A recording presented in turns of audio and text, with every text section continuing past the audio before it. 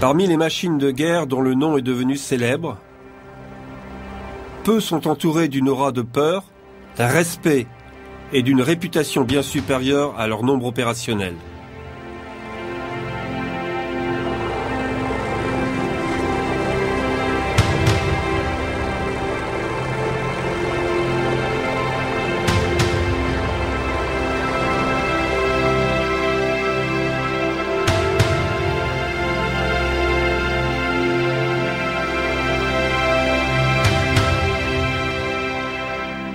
Peu d'armes de guerre sont arrivées au niveau du Panzerkampfwagen 6, le char Tigre.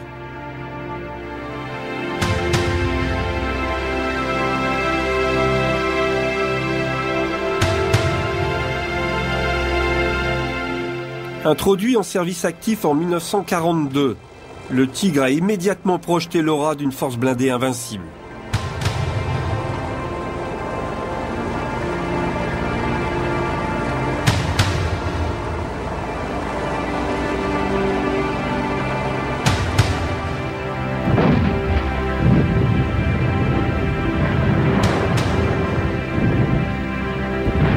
La conception des chars britanniques stagnait depuis l'entre-deux-guerres.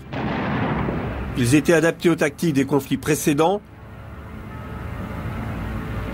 la plupart du temps suivant l'ancienne doctrine qui divisait l'emploi des chars de combat en deux catégories, les uns lourdement blindés et lents pour appuyer l'infanterie débarquée, et les autres légers et rapides, favorisant la reconnaissance blindée. Dans les deux cas, l'armement utilisé était de petit calibre et la motorisation poussive et pas toujours fiable. Monter un canon de gros calibre sur un châssis robuste tout en ayant un moteur puissant, le tout protégé d'un épais blindage, représentait un challenge hors de portée pour une armée manquant de finances et qui n'était pas préparée à changer sa manière de penser. Contrairement à l'armée britannique, l'armée allemande émergente sous la direction d'Adolf Hitler et de ses généraux allait appliquer un nouveau concept de guerre légère, le Blitzkrieg. Basé sur de nouvelles technologies, l'Allemagne planifiait une offensive rapide, repoussant encore et encore les limites techniques des fabricants d'armes. De meilleurs chars dotés d'un meilleur blindage et armés des canons de plus gros calibre allaient bientôt faire leur preuve dans une manœuvre plus audacieuse et plus complexe à travers la Pologne, la Belgique, la France et contre les forces britanniques lors du début de la guerre.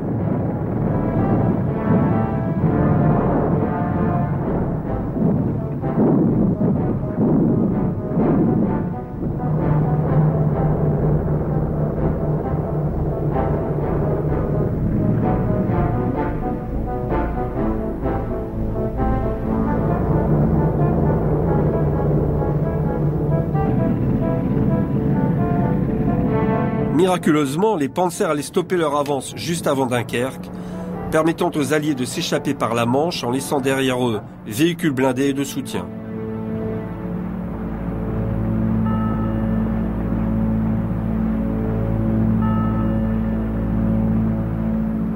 Après le succès du Blitzkrieg initial en France puis en Afrique du Nord, l'avantage des forces de l'Axe sur les Alliés s'amenuisa progressivement.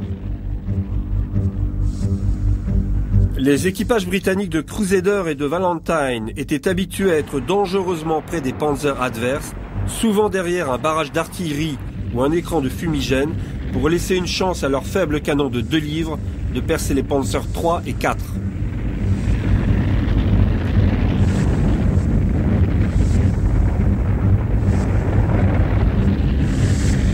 Ces tactiques nécessairement risquées se soldèrent par de lourdes pertes humaines et matérielles pour les Britanniques, pertes qu'ils pouvaient difficilement se permettre et remplacer.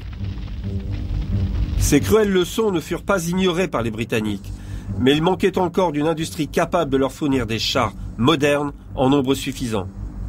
De l'autre côté de l'Atlantique, l'US Army, presque léthargique, commença à se relever et à prendre conscience. Elle reconnut l'importance du rôle du char dans la guerre moderne et la nécessité de produire un engin facilement, rapidement et relativement bon marché. En 1942, l'avènement de la loi Pré-Baille, l'arrivée du Sherman sur le front européen, allait rétablir l'équilibre sur les champs de bataille. Initialement utilisé en Afrique du Nord par les Britanniques, le Sherman allait faire ses preuves lors de plusieurs combats.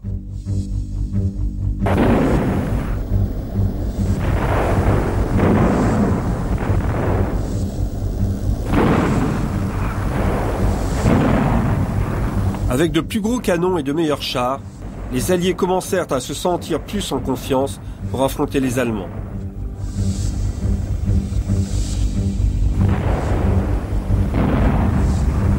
L'apparition d'un nouveau char allemand, d'abord sur le front russe en 1942, puis en Afrique du Nord, fit voler en éclats cette confiance.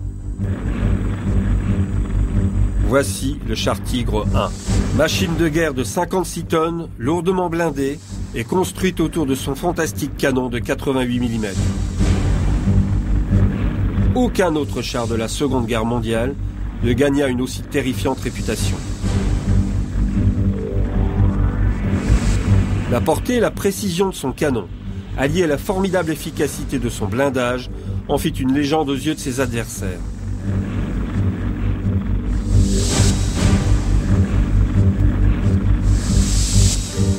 La peur du char se répandit à nouveau parmi toutes les troupes alliées engagées en première ligne.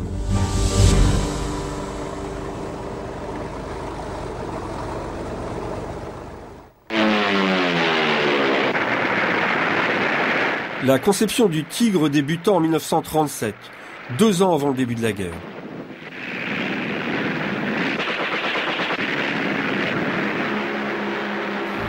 Deux entreprises allemandes, Porsche et Henschel, reçurent un appel d'offres pour développer un char de combat supérieur en tout point à ses adversaires connus ou présumés, et qui puisse s'intégrer aisément dans une armée allemande de plus en plus puissante.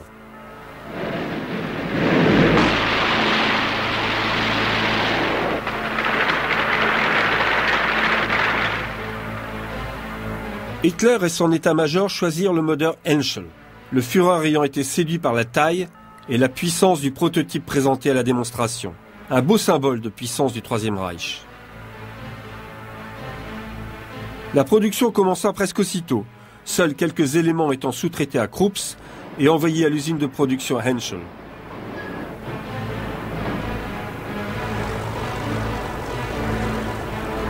Les chaînes de montage adoptèrent un rythme de production élevé de 140 machines-mois et firent preuve d'ingéniosité avec des méthodes de production novatrices et une incroyable précision en matière d'ingénierie lourde.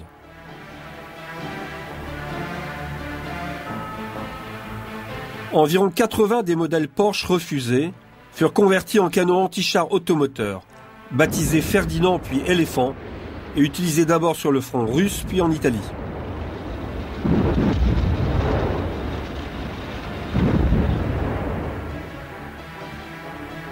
D'autres variantes basées sur le châssis du Tigre furent produites en très petite quantité, tel le lourd Sturm Tiger vu ici lors de son unique action significative contre les Polonais désespérés du soulèvement de Varsovie.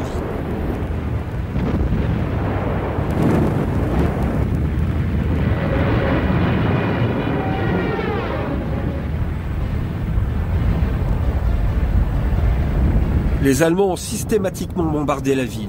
On voit clairement ici l'énorme obus de 344 kg sortir du canon.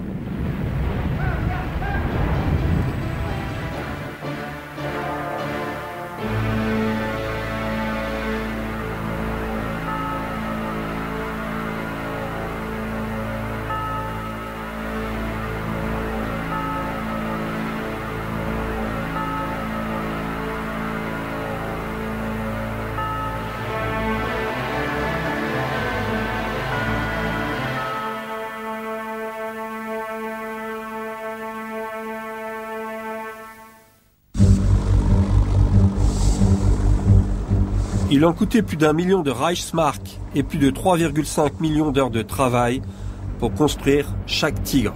Le niveau de qualité était tel que le processus de fabrication ne pouvait être ni accéléré ni simplifié. Soudure, joints, roues, anneaux de tourelle et toutes les pièces principales demandaient des compétences et de l'expérience pour être sûr qu'elles seraient assemblées correctement.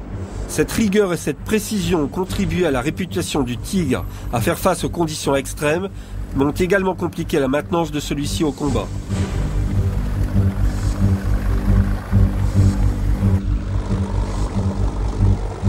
Malgré son équipage de 5 hommes, son énorme canon et son épais blindage, les seules réelles innovations furent les roues imbriquées montées sur une suspension à barre de torsion.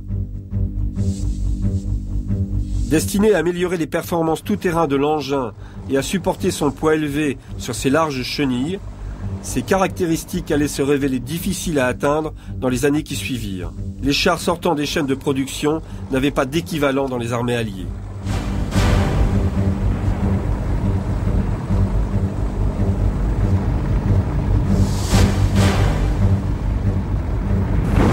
Son armement principal était le même que le canon anti-aérien de 88 mm.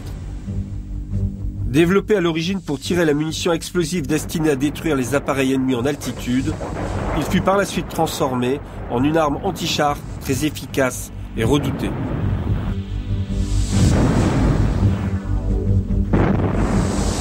Le recul considérable de cette pièce fut maîtrisé par une excellente conception et fabrication de l'engin, ce qui avait donné du fil à retordre aux ingénieurs alliés par le passé. La taille du canon exigeait une tourelle imposante pour l'accueillir. Celle-ci pesant plus de 14 tonnes, il fallait un support conséquent pour lui permettre de tourner correctement.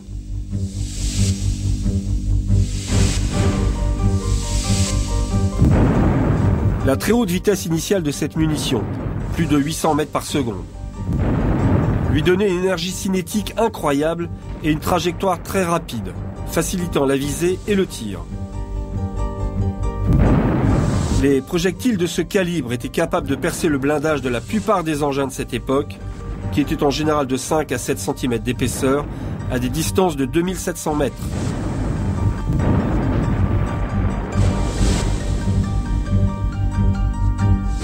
Un obus mettait environ 4 secondes à atteindre sa cible. Si vous repériez le départ du coup d'un tigre à 2,5 km de distance, vous aviez moins de 4 secondes pour réagir.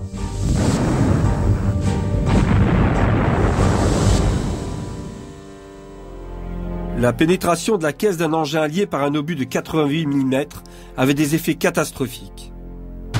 Avec de la chance, l'obus pouvait passer entre les membres d'équipage et ressortir sans avoir touché de partie mécanique vitale. Sinon, le projectile de 7 kg chauffé au rouge et lancé à une vitesse supersonique ricochait à l'intérieur de la cabine, tuant ses occupants et faisant exploser les munitions.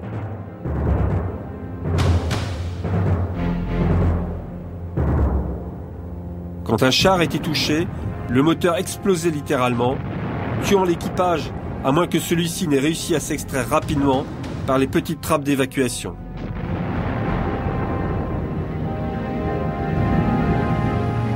Le canon de 75 mm monté sur le Sherman était adapté à la plupart des engins blindés qu'il devait affronter, mais il fallait qu'il s'approche à moins de 750 mètres pour espérer percer la partie la plus fine du blindage arrière ou des flancs du Tigre. Les 15 cm du blindage frontal du Tigre nécessitaient quasiment un tir à bout portant des canons de 75 mm alliés.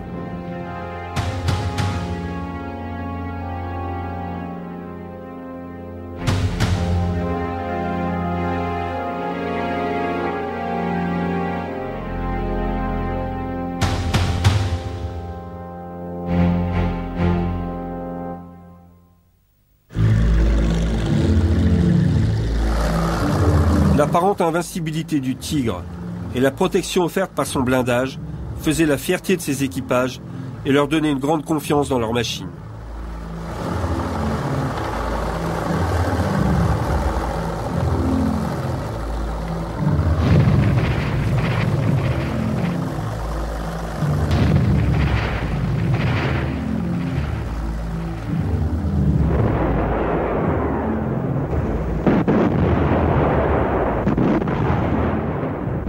En plus de l'arrivée de l'hiver sur les steppes de Russie, une nouvelle menace sortie des usines de l'Oural remit en question l'avancée allemande, voire même sa survie sur le front de l'Est.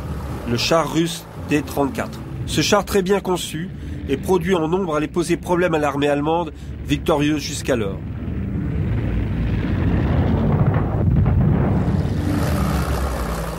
Avec son blindage en acier trempé révolutionnaire, son canon de 76 mm et ses larges chenilles, il pouvait combattre et manœuvrer efficacement, même en terrain difficile. Il était disponible en très grand nombre. Il est probable que c'est l'hiver russe qui stoppa l'armée allemande aux portes de Moscou, mais c'est le T-34 qui la fit reculer. Le Tigre fut envoyé en urgence sur le front russe pour faire face à cette nouvelle menace. Le T-34 était un char moderne, mais il n'égalait pas le canon de 88 du Tigre. Et comme le Sherman américain, il devait s'approcher à une distance suicidaire pour pouvoir percer son blindage. La conception simplifiée des chars russes a cependant permis d'en produire de très grandes quantités et a donné à l'armée russe la possibilité de submerger les troupes allemandes.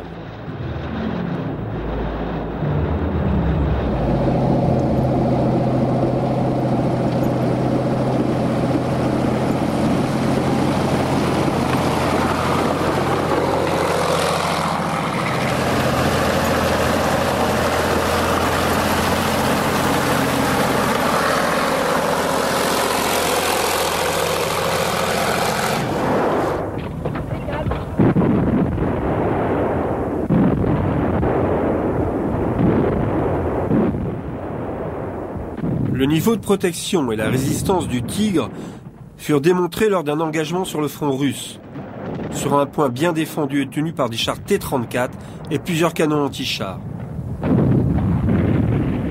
Le combat dura 6 heures. Le Tigre fut touché 2 fois par des obus de 45 mm qui détruisirent le périscope du chef de bord, rendant celui-ci aveugle à ce qui se passait. Les pots fumigènes s'allumèrent tout seuls et la fumée entra dans le compartiment sans que l'équipage ne puisse faire fonctionner l'aération.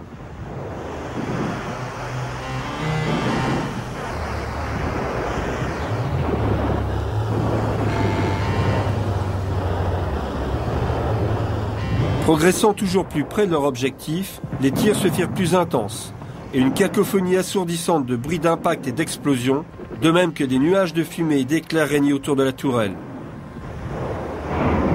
Un obus de 76 mm tiré presque à bout portant toucha le canon, brisant le masque et bloquant la culasse en arrière.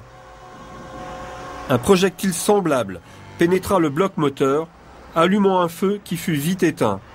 Même une lourde charge explosive placée sur le toit par l'infanterie ennemie ne réussit pas à percer le blindage, ne provoquant qu'une grosse détonation et beaucoup de chaleur.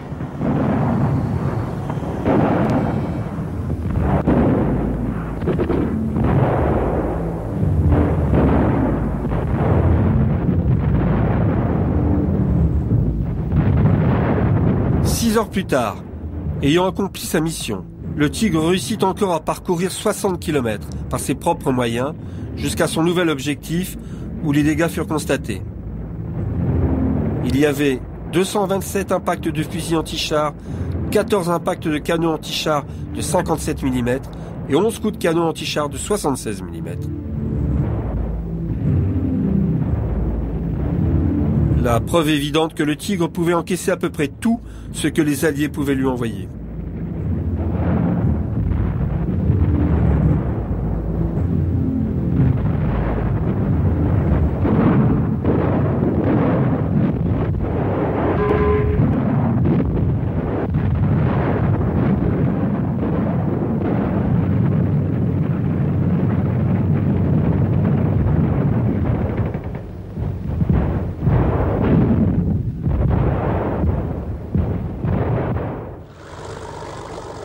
Les Tigres quittaient l'usine peints d'un certain nombre de couleurs de base. Leur camouflage respectif était réalisé par les unités sur le terrain afin que leurs chefs puissent les adapter au plus près de leur environnement. La peinture était choisie dans une gamme fournie par le ministère de la Guerre allemand et appliquée en unité selon le terrain d'engagement. Les schémas de camouflage étaient choisis parmi un ensemble varié issu des précédents combats victorieux. Par exemple, lors de leur première action près de Leningrad en août 1942, le 502e bataillon avait peint ses Tigres en gris sombre. En janvier 1943, son jumeau, le 503e bataillon, avait repeint ses chars en blanc pour les confondre avec la neige à mesure qu'ils avançaient vers Rostov.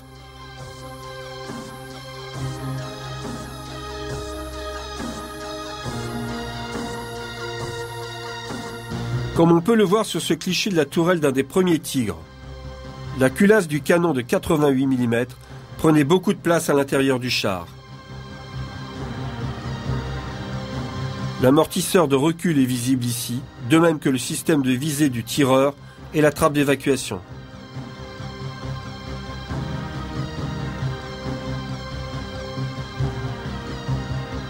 Pour protéger le chef de char de l'éblouissement, un écran était installé à sa droite et à sa gauche se trouvait un volant de contrôle de la rotation de la tourelle, duplication de celui du tireur, pour aider au pointage du canon.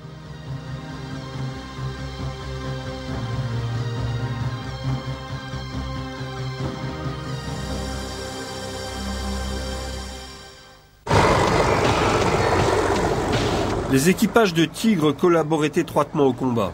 Sous les ordres d'un chef aguerri, assis dans sa tourelle ventilée, avec à ses pieds le tireur, qui bénéficiait de l'excellente vision de sa coupole pour rechercher des cibles et relayer les instructions via l'interphone, même si une tape appropriée sur l'épaule du tireur pouvait remplacer celle-ci. Les manuels d'instruction du char Tigre rappelaient quelques principes de base pour l'équipage. Le blindage frontal est virtuellement indestructible par les chars ennemis situés à plus de 800 mètres. La protection peut encore être améliorée en inclinant la position du char quand il se trouve en face d'un canon ennemi. Tourner le char de 8 à 10 degrés équivaut à une augmentation de 3 cm du blindage. Cela signifie que l'ennemi doit se rapprocher encore plus. Et plus il se rapproche, plus il est facile à détruire.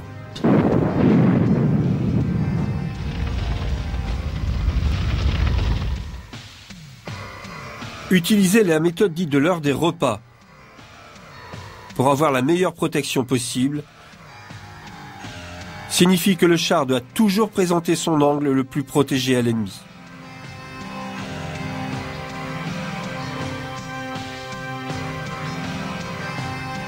Ce diagramme provenant d'un manuel de combat montre les points les plus résistants du Tigre et où les coups de l'ennemi sont susceptibles d'arriver sous l'angle le plus direct. Lorsqu'il faisait face à plus d'un adversaire à la fois, utiliser la méthode de l'heure des repas face au premier permettait aux équipages de Tigre d'engager et de détruire les autres chars ennemis avant de simplement réorienter la tourelle pour finalement détruire ce premier char. Ce travail sur les distances et la méthode de la feuille de trèfle signifie que les chefs de char pouvaient calculer la distance à laquelle ils pouvaient laisser l'ennemi s'approcher depuis différentes directions.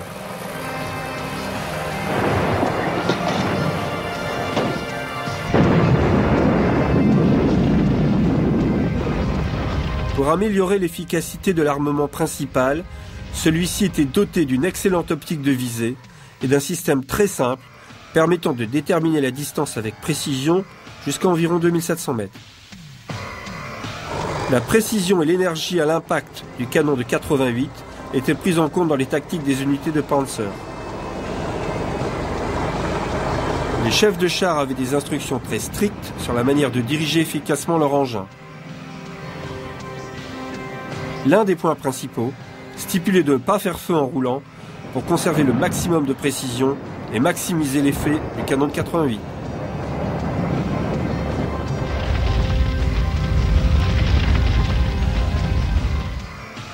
Au début de la guerre, alors que le Tigre était encore en développement, des tactiques de combat variées furent étudiées. Elles fonctionnèrent bien en conditions idéales et avec un nombre suffisant de chars.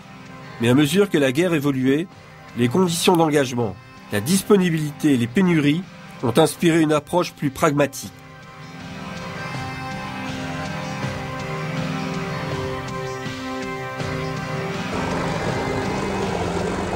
Lors de leurs premiers engagements, l'organisation type des 501e et 503e bataillons était de 4 pelotons, Zug en allemand, comprenant chacun 2 Tigres et 2 Panzer III, accompagnés d'un peloton supplémentaire avec 1 Tigre et 2 Panzer III.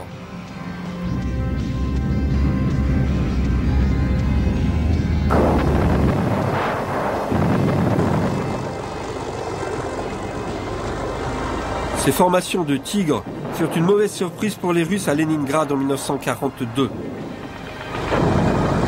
Plus tard en Afrique du Nord, les Alliés durent repenser leur tactique pour faire face à l'armée allemande.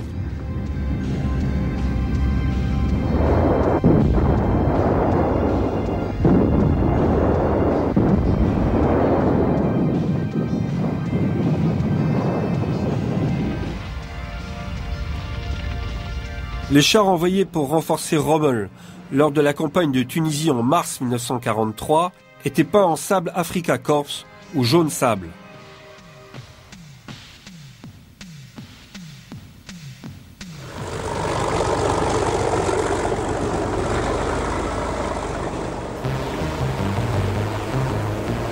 La supériorité des Tigres et l'efficacité des tactiques allemandes furent également démontrées lors de la bataille de Magnasie en Afrique du Nord.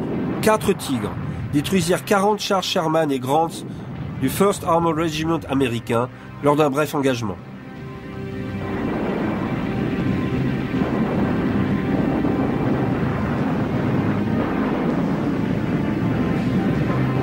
Leur réputation commençait à s'établir et le ratio de 10 chars détruits pour 1 perdu restait désespérément constant des faveurs des Alliés. Il monta même à 18 pour 1 lors d'une des plus grandes batailles du front de l'Est.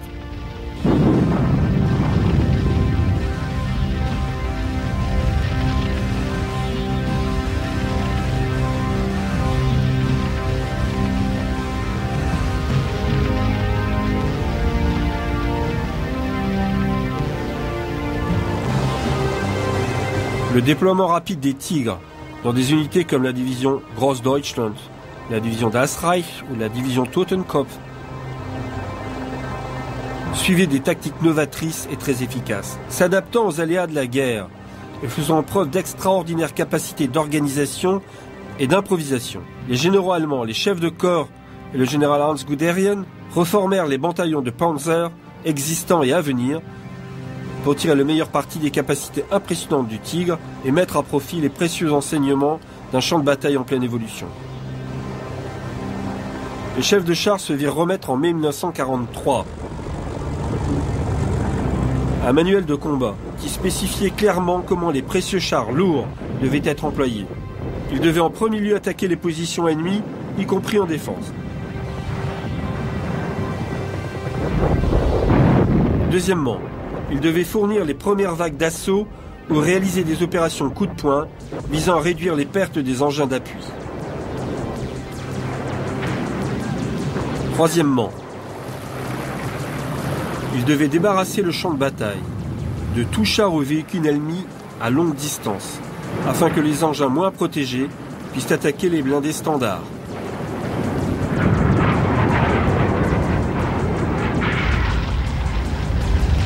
Ces instructions furent suivies à la lettre afin de limiter les pertes et améliorer encore l'efficacité au combat.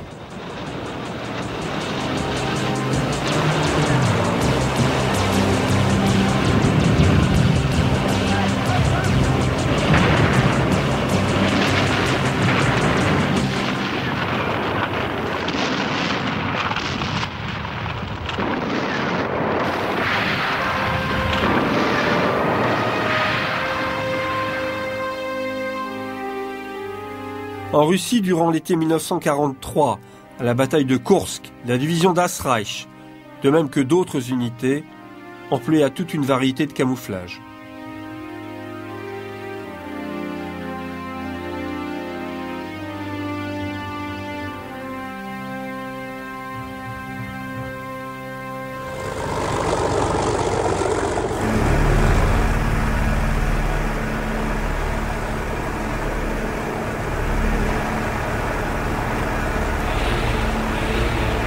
Lors de cette grande bataille, les Tigres furent utilisés dans le rôle pour lequel ils avaient été conçus, et presque toujours au maximum de leur potentiel.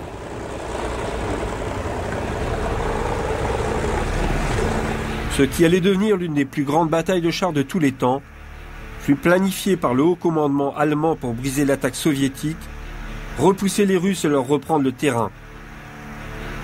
56 chars Tigres furent engagés au total. 14 faisaient partie de la Grossdeutschland, les autres étaient ceux du SS Panzerkorps. En tout, 2700 chars furent engagés par le haut commandement allemand.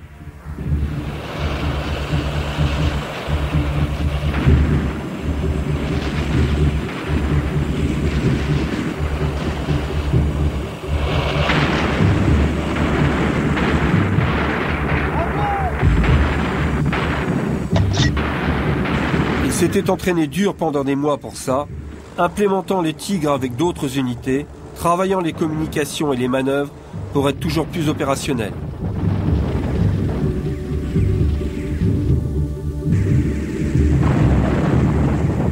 Les unités étaient très puissantes et confiantes, malgré les cuisantes défaites précédentes près de Moscou.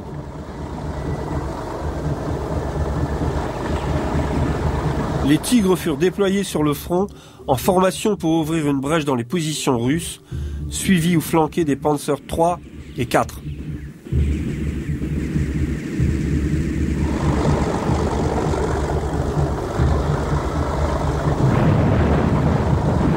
Ils passèrent à travers les défenses russes en rencontrant des centaines de chars ennemis qui essayèrent de s'approcher le plus près possible d'eux.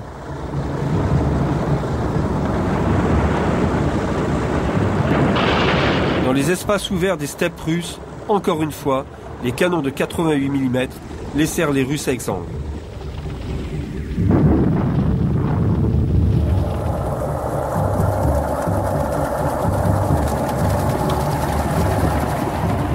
Le chef de char des T-34 fut formé à l'attaque des formations de Tigres, se rapprochant et utilisant leurs tourelles, dont la rotation était plus rapide, pour fixer leur ennemi. Les combats pouvaient durer 5 ou 6 heures et devenaient un mortel jeu du chat et de la souris. Opposant des chars manœuvrant pour toujours présenter leur côté le mieux blindé à l'ennemi, cherchant ses points faibles, tirant avantage du moindre couvert et jugeant précisément quand avancer, quand faire feu et quand se retirer.